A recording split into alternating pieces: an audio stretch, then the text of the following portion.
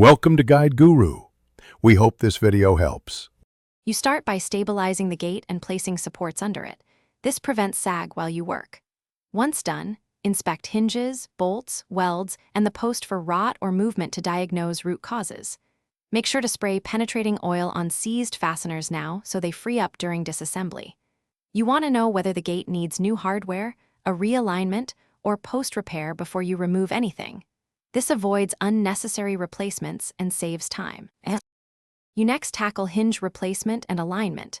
Loosen and remove old fasteners after the oil has soaked in, and swap to stainless or galvanized bolts to prevent future seizure.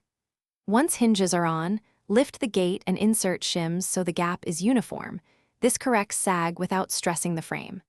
If the hinge mounts or welds are compromised, grind out bad metal, fit a repair plate or bracket, and secure it by welding or bolting.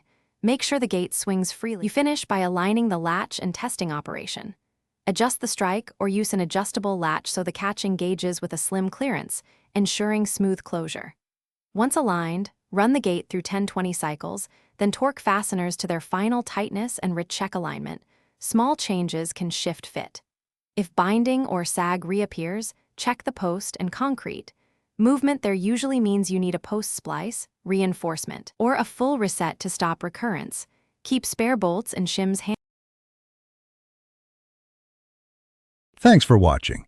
Consider subscribing if we helped you today.